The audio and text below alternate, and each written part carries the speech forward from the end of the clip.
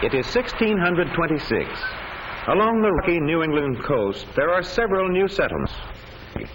It's a small community numbering scarcely more than 30 people. Robert Trent here is a fisherman. He built this bark wigwam with Albert Sims and Jason Conway. As yet, there are few women in Naumkeag. The beds are hung up like this every morning, but the fire's dying out is a rare occurrence. Over at the Fox dugout nearby, morning tasks are likewise underway. Mr. Fox is hewing newly felled fir. That's something that has to be done in carving a home out of a wilderness.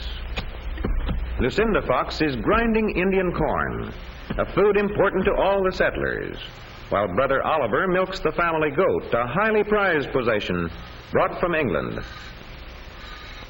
And now, Jason has laid the new fire and must borrow a live ember to light it.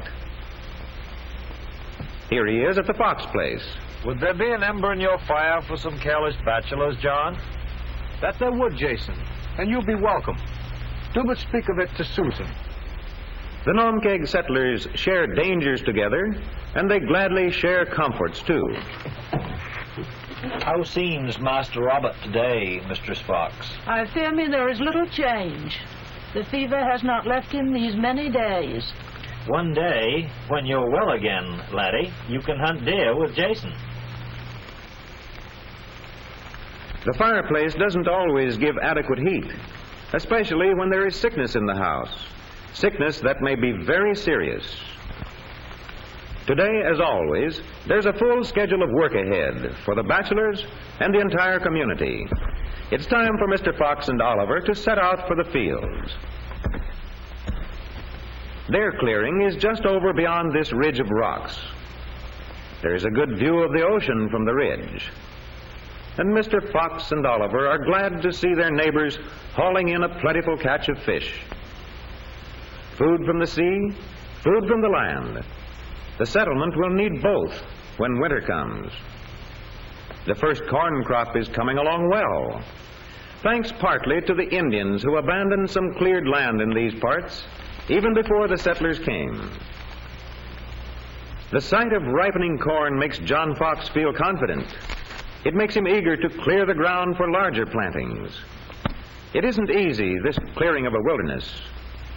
It isn't easy removing the stones from the rocky New England soil. But it makes a difference when you're building something new.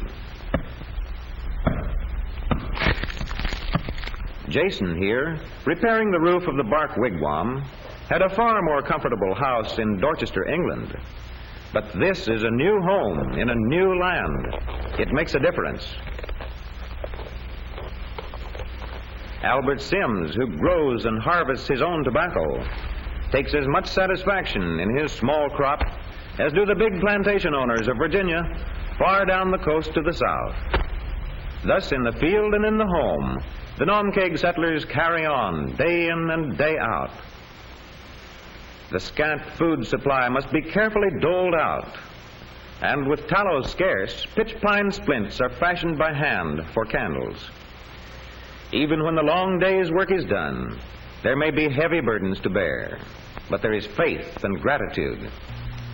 Our Father, it hath pleased thee to set us upon this alien shore, where thy bountiful providence hath granted us shelter and our daily bread. For all thy many blessings, our hearts are humbly grateful. We beseech thee, if it be thy will, that in thy great mercy thou wilt spare this, our little son. This is the Naumkeag of 1626, close by the New England coast, where the waves surge against the shore. 3 years pass. It is 1629. Naumkeag is now called Salem. A number of craftsmen from England have joined the growing settlement. These sawyers are cutting the timber of the New England forests into strong, straight boards for houses. Others are making shingles for some of the better homes. Shingles split from logs by hand and shaped by skillful artisans. And here at the newly built brickworks, clay dug from the earth nearby is ground and mixed and moistened and then placed into molds.